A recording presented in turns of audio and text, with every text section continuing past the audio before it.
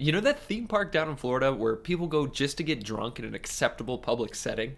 No, no, not Margaritaville. Although, I guess it is acceptable there since it's always 5 o'clock at Margaritaville. It's always on 5 in Margaritaville, come to think of it. I heard that. No, we're instead talking about Epcot in Walt Disney World. Yeah, that was supposed to be a utopia.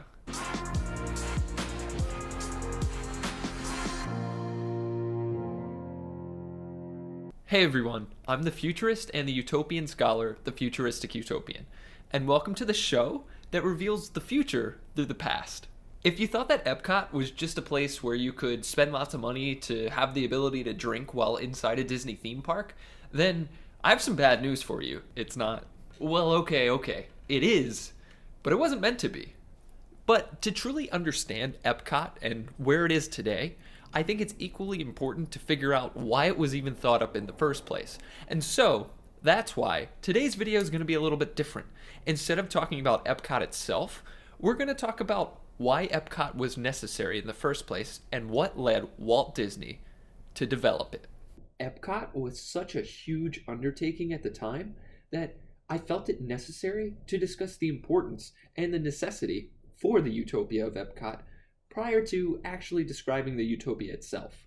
So let's discuss. Perhaps what's most interesting about Epcot and Walt Disney World in general is that Walt Disney, creator of Disneyland, Mickey Mouse, you've heard of the Disney company, didn't actually want to build another Disneyland in Florida.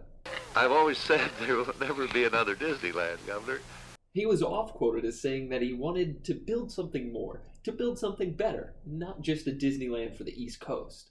This concept here will have to be something that is unique, and so that there is a distinction between Disneyland in California and whatever Disney does.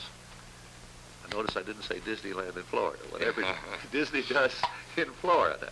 You see, once Disney had finished building Disneyland, which opened in 1955, he was already seen as one of the most accomplished and successful movie producers of all time. But Walt wanted to be known for so much more than just being a great movie producer. He felt that he had fallen into a trap where America just expected him to keep creating the same types of things, meaning the same type of movie, which is oft referred to as a Disney movie. I think we all have pretty much a similar idea of what comes to mind when we hear the words Disney and movie together in a sentence. Something about a fairy tale of princesses, princes, and happily ever afters, right? And Walt kept making these because that's what people loved about him. But that doesn't mean he was satisfied just making the same thing over and over again. Then again, I would like to create new things. You hate to repeat yourself. I don't like to make sequels to my pictures. I like to take a new thing and develop something, a new concept. In fact, he's even quoted as tearing up while watching To Kill a Mockingbird for the first time, because he felt that he would never be able to make a movie like that, with that much social commentary, because viewers and critics would reject it. Plagued by this feeling, Walt was determined to leave more of an impact on society than simply that which his movies currently offered. Walt wanted a place that was free from the troubles of reality, a place where happiness reigned free, where you could be placed directly into a movie where your family and economic problems just vanished.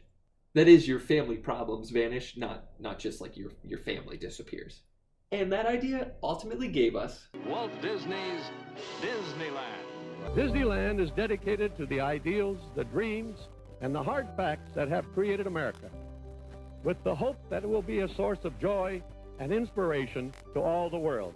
Now, let's take care of a few things first. Disneyland has often been criticized by being everything wrong with the world, a place where people don't have to confront their troubles. Manufactured fun created by a greedy corporation disguised by a colorful facade to brainwash its customers. But I don't view it this way. And the reason I don't is because of what Walt attempted to achieve after completing Disneyland. To many who helped create Disneyland, it wasn't some magical place where people could forget about their problems for a few hours as they rode rides and ate cotton candy. Yeah, and Mickey Mouse ice cream bars, turkey legs, and Dole Whip, I got it. Far from it. You see, to them, Disneyland was proof that life could be this fulfilling, this fun, this carefree, and this happy. Alright, this is me getting off my imaginary soapbox. But it was to this end that Walt Disney actually became frustrated with his original creation of Disneyland. Walt didn't have enough money to buy the land that he wanted for the Disneyland theme park when it first opened, and as a result, the surrounding area became overpopulated with shoddy motels, dirty diners, and other tourist traps seeking to mooch off the lucrative economic windfalls that Disneyland brought to Anaheim. Disney had always envisioned his park as a living thing, something that could change, evolve, and grow. Unfortunately, he had run out of space to make that happen, but thankfully, he hadn't run out of dreams. So, like most people in the early 60s, he set his eyes on Florida. Only, unlike most people in their 60s, he didn't go to Florida to retire. He went there to build a utopia. Here in Florida, we have something special we never enjoyed at Disneyland. The blessing of science. There's enough land here to hold all the ideas and plans we could possibly imagine. Right now, our plans include an airport of the future down here in Osceola County, an entrance complex where all visitors will enter Disney World, an industrial park area covering about 1,000 acres, and of course, the theme park area way up here. The Florida Project, as it was known in the early days, Our Florida Project. was billed to the public to be the Disneyland of the East. But as we already discussed, Walt had decided a long time ago that he didn't merely want to build another Disneyland. But as you can see on this master plan, the theme park and all the other tourist facilities fill just one small area of our enormous Florida project. Rather, he wanted to push the boundaries of what he had already done, to improve upon his first iteration. This new world would still have a theme park, but it would also have something else. A city. And there you go, everyone. These are the two motivations that led Walt Disney to creating Walt Disney World. As you'll see, it ultimately didn't go down exactly as Walt had envisioned. But because of his desire to leave this world better than when he entered it, and his desire to break free of the traditional quote-unquote Disney mold, as well as his frustration that he couldn't continue developing Disneyland in the way that he wanted to, he left behind some truly remarkable plans for a utopian city. These were his motivations for leaving us the blueprints to his utopian city, Epcot. Can't wait to show you what it's all about. Don't forget to subscribe to the channel so you get a notification when the next video comes out. Hit that like button, it really helps out the channel.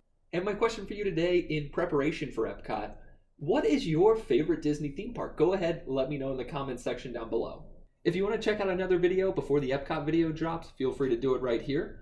And as always, remember that the future is out there.